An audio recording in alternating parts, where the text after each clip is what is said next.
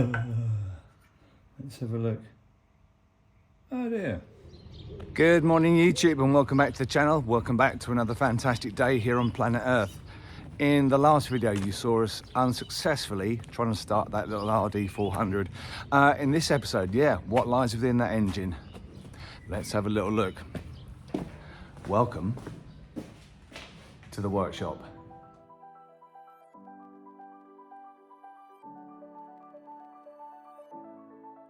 And somehow I managed to not record opening the crankcases. Sorry about that. And boy, did somebody go to town with the orange silicone here.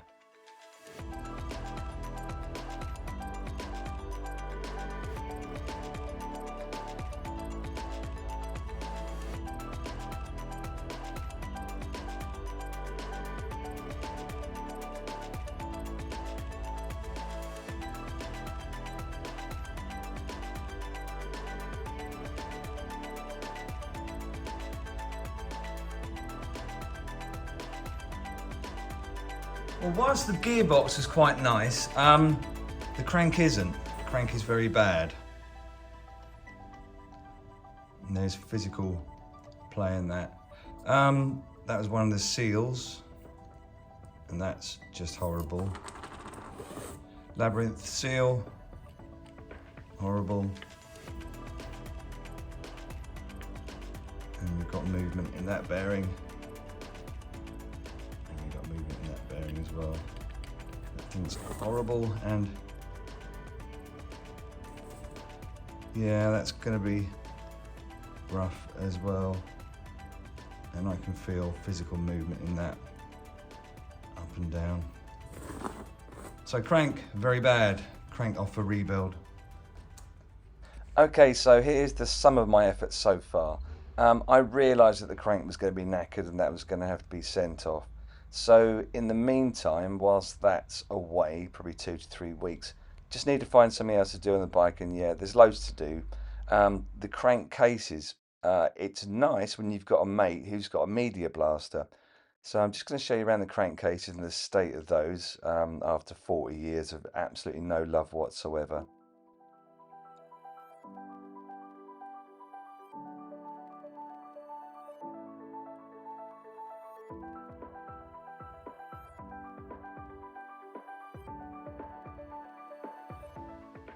Well, the title of this video was What Lies Within. Well, what does lie within a 40-year-old RD400 engine is years and years of detritus and the remains of a previous gearbox from a previous life. I checked the gearbox, and these don't belong to any of the current cogs. And a big shout out to my mate Jim Marsden at GigglePin4x4 for letting me use his media blaster. I blasted the outsides and the insides got a wash in the parts cleaner. Okay, engines out the bike, we split the crankcases open and we've had a look at the bottom end. The bottom end isn't the healthiest, but we're going to send that off to PJ Motorcycle Engineering and we're going to get that refurbished. In the meantime, let's have a look at the forks and have a look at the brakes.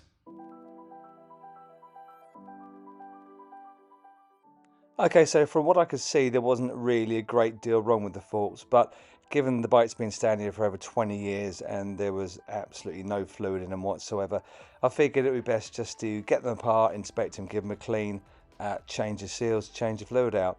So I'm going to leave you with some funky music, so sit back and enjoy.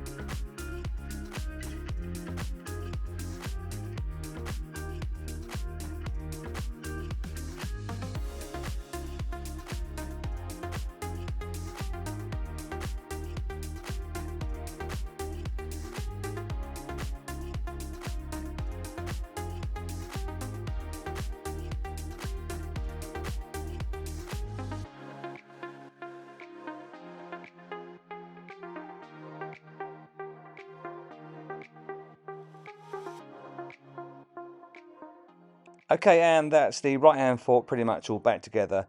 Here I am just fitting it back up to the bike. The left hand fork, yeah, unremarkable and exactly the same, so I won't make you watch me do another fork. Okay, that's the forks all buttoned up. New seals and a little bit of a service and a clean up. I'll put 7.5 weight oil in there. We might need to revise that at a later date if they're a little bit too springy or bouncy.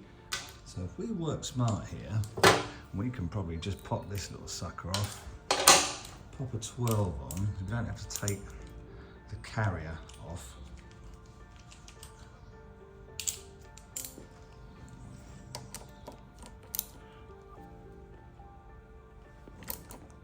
Firm-ish. And whilst it's still on there, let's pop this line off. That's a 14. Just going to stick a rag down there just to take up any brake fluid. I mean, we're going to do new brake fluid. I mean, the lines on this are pretty good. They're steel braided Goodrich, which is a bloody lovely hose. Gives you a very, very crisp brake. You don't seem to have the expansion that you get from standard hoses. So yeah, nice lines on this machine, if anything. Boys and girls, I'm only going to show you the rear brake because the front brake was exactly the same. So if you hear me talking about the same as the other brake, it's because I did the front first. We'll just pop this off and we'll see if we got that strange, spacer. Don't forget the spacer, Lucas. We'll see if we've got the funny alignment thing going on with the rear brake the same as the front. It just looks like it's been fitted up and then kind of set. A bit pissed, or a bit drunk. Pardon my language. That does not want to move. This may involve, oh hello, here she comes. Spacer. Okay, voiceover Simon here. You might hear me moaning about the state of the pads and how they're kind of offset like that. I've never seen anything like that before, and I've since found out that that is completely normal, believe it or not. Yep, don't get it, but yeah, that angled effect on both the pads is completely normal.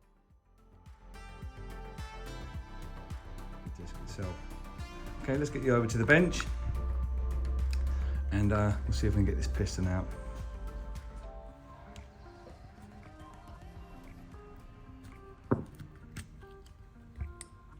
Well, that fell off. Fair enough. Oh, Mr. Caliper. Is there any movement in you? Oh, stop, Lucas, stop. Bit of brake cleaner.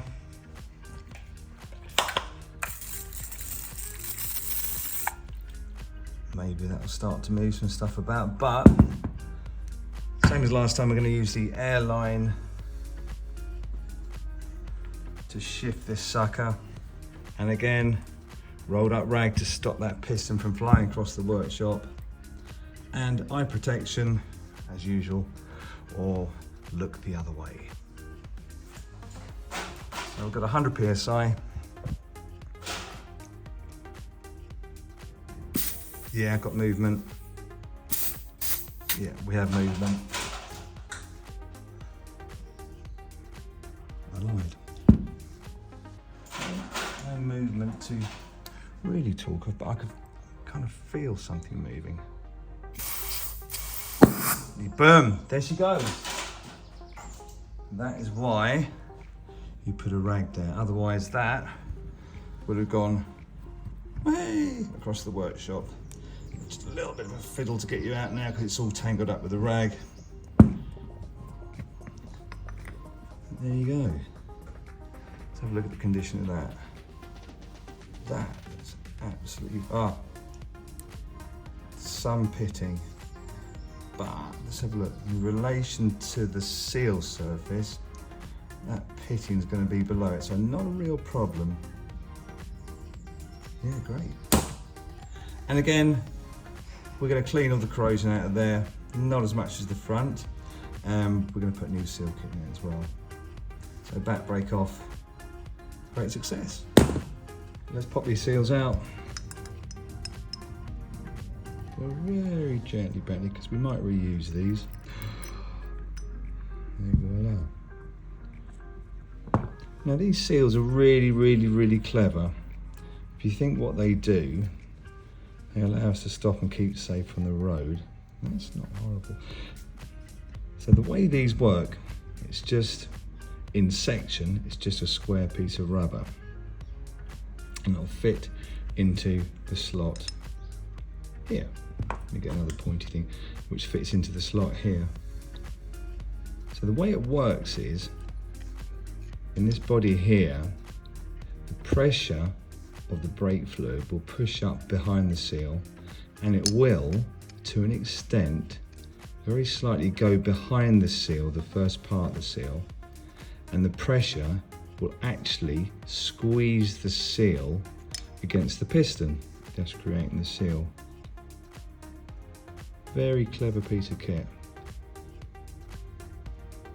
Okay, I'm going to clean this up and I'm going to clean these back up and put them back together. I'm just going to see what happens. I had a look online. 2 seal kits is 30 odd quid, and as I said before in the video, Richard doesn't want to spend £1 million on this project, which is fair enough. So I might reuse these. They look kind of okay. We'll give them a clean up and we'll see. So just a bit of medium Scotch-Brite.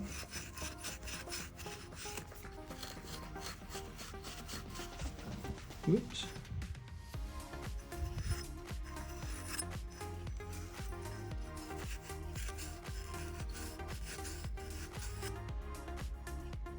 That's starting to look better already. So this was the front one, this was the worst one out of the 2.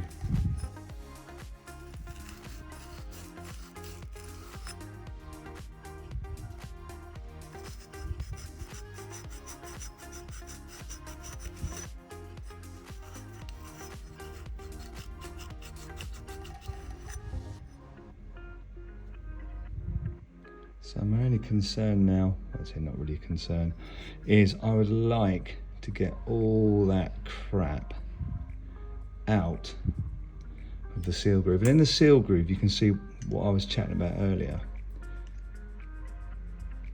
The first part of the seal groove is very slightly tapered, which allows some brake fluid just to come behind and to push out and to really create that firm seal. There's that little groove there, so that's where the brake fluid will stop, but it will push out and it will squeeze that rubber seal against the piston. So yeah, I'd like to get that cleaned right up.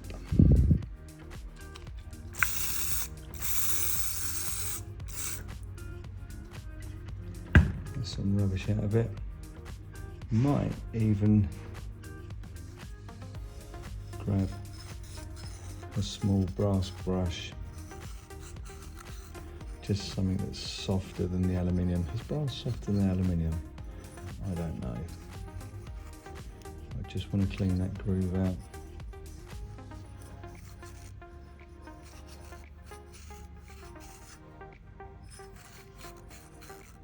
Ooh, let's try some more light. That's better.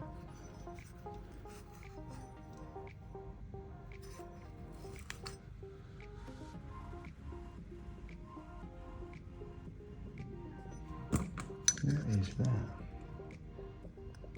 Oh, lump of corrosion. What a neat little trick. Wad of medium Scotch-Brite. And just gently in the should, there we go. Not pushing, just letting it do its own thing.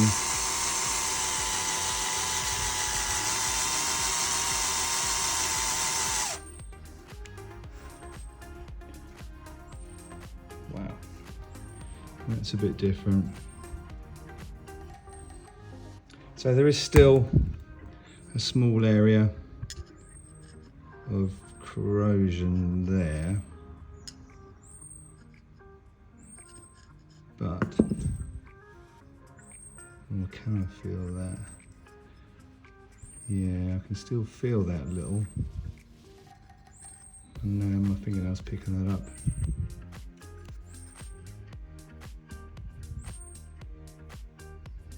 Getting there. Just gonna see what, yeah, just getting there. Just gonna see what the piston feels like. If I pop it back in, if we have any binding. I mean, that's not a seal inside the caliper housing itself. That's just a guide, and yeah, it's gonna be tight. Let's just see what that feels like. Yeah. It's just a smooth fit in there. So yeah, that should be fine.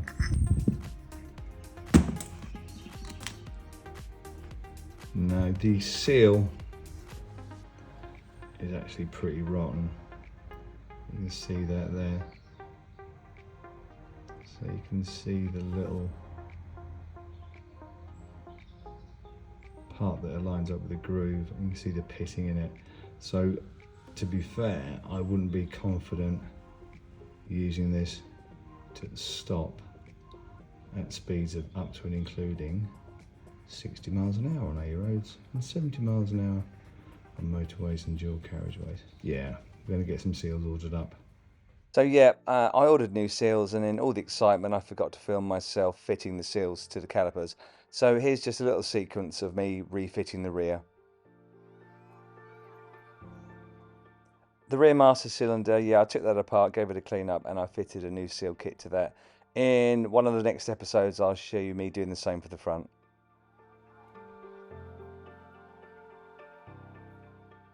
So another job to do whilst I'm waiting for the crank to be refurbished and sent back is to vapor blast the heads and the barrels. Here I've got them masked off, and then we're going to get them painted up and baked.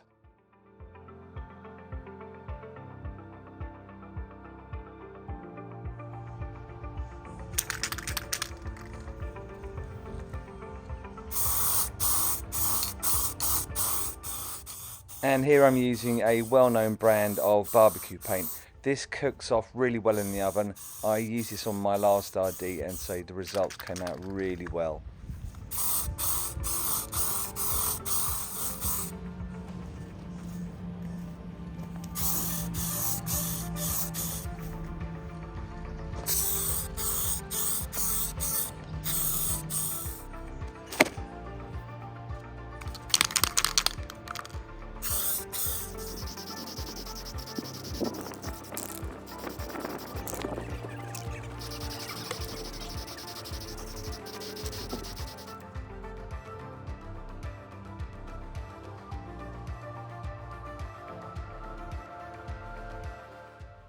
Temperature wise, I did the first half an hour at 100 degrees, then I knocked it up to about 180 for the next hour.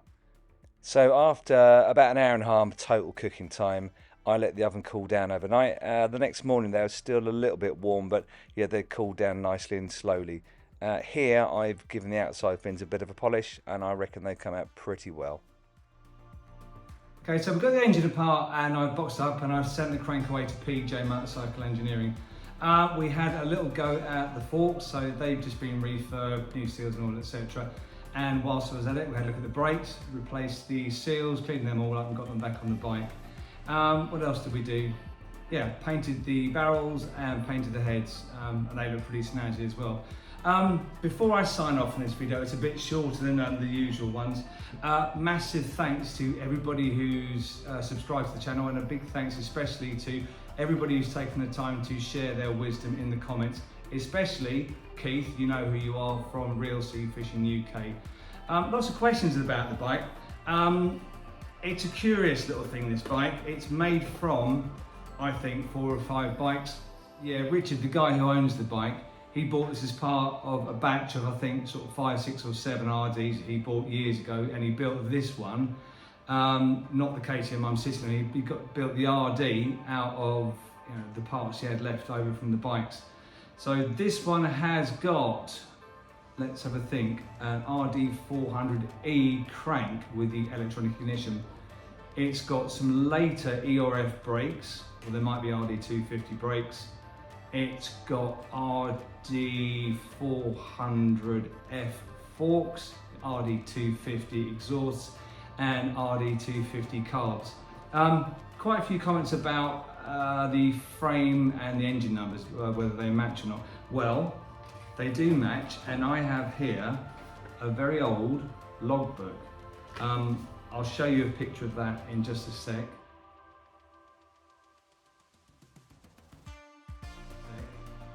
Right there. And I'll also show you a picture of the frame number on the bike. Oh yeah, and the engine number just for good measure, yeah, matching the frame and the logbook.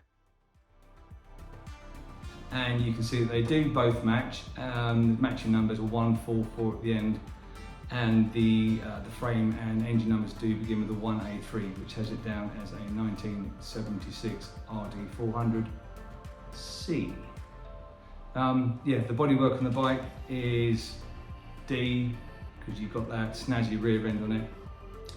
Anyway, as I said, massive thanks to everybody who's contributed and who's commented, and especially to people who've emailed me with help for this bike. In the next episode, we're going to get the crank back, and we're going to get the engine bolted up and buttoned up and back together. In the meantime, if you like what you've seen on today's video, please give me a thumbs up and don't forget to subscribe. If you're riding, ride safe, and we'll see you down the workshop again soon. Okay, peace out.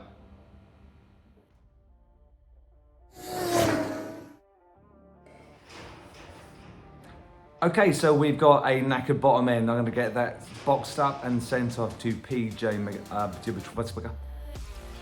Okay, engine's out of the bike. We've got a knackered bottom end. I say knackered, it can be repaired. Repaired, is repaired the right word?